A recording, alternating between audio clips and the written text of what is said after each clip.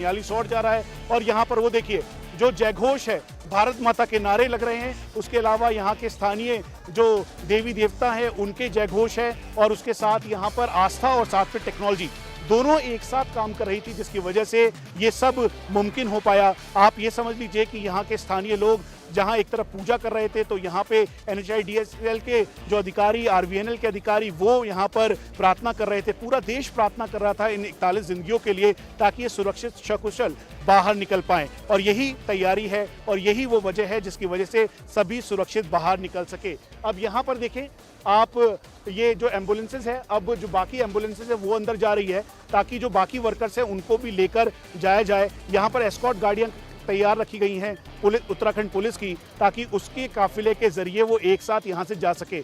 अब जो एम्बुलेंसेज है उनमें तेजी लाई गई है। जो अभी एम्बुलेंसेज गई है 4 से 5 की संख्या में, उसमें वर्कर्स और साथ में उनके परिवार के लोग थे जो कि निकले और हंसता हुआ चेहरा उनका दिखाई दिया। जब वो बाहर निकले तो वो अभिवादन करते हुए दिखाई दिए और उसके साथ साथ ये सभी जो अब यहाँ पर जो और एम्बुलेंसेज आई है उसके अलावा लंबी कतारें हैं एम्बुलेंसेज की। यहाँ के स्थानीय लोग और साथ में जो एक्सपर्ट्स की टीम है वो खुद यहाँ पर है। जनरल VK सिंह, पुष्कर सिंह धामी अंदर हैं और सभी का वो स्वागत कर रहे हैं। दरअसल ये सब पूरा ऑपरेशन मॉनिटर किया गया और मॉनिटर करने के साथ साथ इसको देखा गया और देखने के साथ ये पूरी तैयारी की गई।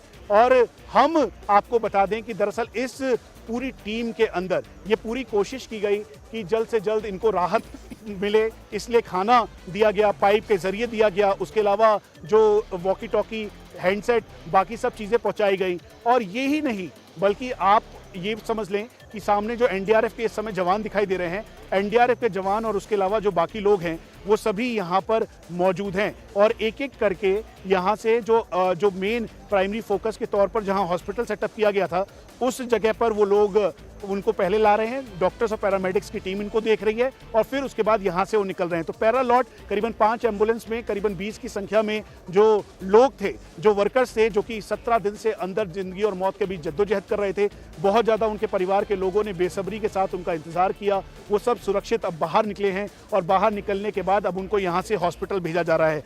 अब से कुछ देर बाद यहाँ पे औपचारिक तौर पर जनरल VK सिंह और पुष्कर सिंह धामी जो हैं वो यहाँ पर प्रेस कॉन्फ्रेंस करने वाले हैं, वो बताने वाले हैं और इसीलिए यहाँ पर पूरी तैयारी कर ली गई है। हम आपको बता दें, एक और तस्वीर आपको दिखाते हैं जहाँ इस समय एम्बुलेंसेज हैं, दूसरी तरफ NDRF के लोग हैं। तो यहाँ पर स्थानीय लोग हैं जो कि इस समय भारत माता के जयघोष के साथ यहाँ पर इंतजार कर रहे हैं और इसी जयघोष के साथ वो यहाँ पर जो यहाँ के देवी देवता हैं प्रार्थना करते हुए वो ये कह रहे हैं कि इतने 17 दिन की जो तपस्या है आज वो सफल हुई। इसमें NDRF, SDRF का बहुत ही मेन योगदान रहा। उसके अलावा रेड माइनर्स और साथ में जो कंस्ट्रक्शन कंपनी के एक्सपर्ट, फॉरेन एक्सपर्ट, यहाँ तक कि थाईलैंड और नॉर्वे के एक्सपर्ट से भी जानकारी जुटाई गई और उनसे बात की गई। इन सभी का महत्वपूर्ण योगदान रहा। लेकिन आखिरकार काम भारतीय तकनीक और भारतीय टेक्नीशियंस और एक्सपर्ट्स की टीम आई जिन्होंने ये सफल किया और आज जाके पिछले 24 घंटे के अंदर रेड माइनिंग टेक्निक के द्वारा ये ऑपरेशन सफल हुआ जिसमें 41 जिंदगियां सकुशल बाहर निकली।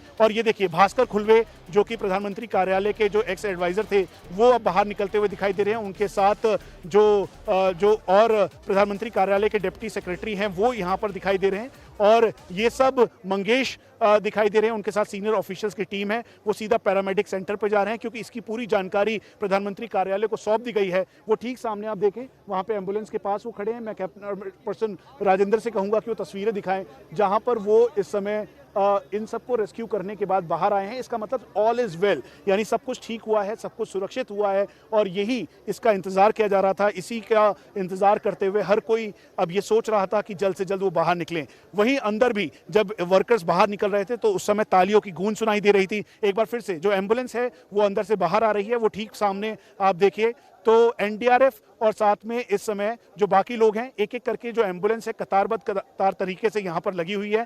पहली एम्बुलेंस है, उसके पीछे दूसरी एम्बुलेंस है, उसके पीछे तीसरी एम्बुलेंस है और इस एम्बुलेंस के अंदर वर्कर्स और उनके परिवार के लोग हैं। इनको पैसेज दिया जा रहा है और उसके साथ जो एस्कॉर्ट गाड़ी है जिसमें पुलिसकर्मी मौजूद हैं वो इसको ग्रीन कॉरिडोर तैयार किया गया है। ग्रीन कॉरिडोर के तौर पर इसको यहाँ से ले जाया जाएगा, इसीलिए जो बाकी के वर्कर्स हैं उन सबको एक एक करके निकाला जा रहा है। हम ये भी बता दें जो परिवार के लोग हैं बाकी वर्कर्स के, उनको वहीं पर रखा गया गया है, उनको कहा गया है कि आप यहीं पर रहें जब तक आपके जो बाकी जो परिवार के लोग हैं वो नहीं आ जाते, उसके साथ वो एक साथ एम्बुलेंस में बैठे और फिर उसके बाद चिन्यालीसौर का जो एरिया है वहां पर जाकर वो उनका फर्स्ट एड और उसके अलावा प्राथमिक उपचार होगा। 24 घंटे तक मॉनिटरिंग की जाएगी और उसके बाद ही वो घर जा सकेंगे। तो ये पूरे पैरामीटर से तैयार कर लिए गए हैं। उसके अलावा जो पुष्कर सिंह धामी और साथ में जो जनरल वीके सिंह है वो भी चिन्यालीसौर जाएंगे, वहां पे उनसे मिलेंगे, यहाँ पे मुलाकात की, अभिवादन स्वीकार किया। और एक और चीज, तकनीक का इसमें पूरा सहारा लिया गया, जिसमें ग्राउंड पेनिट्रेशन रडार का सहारा लिया गया।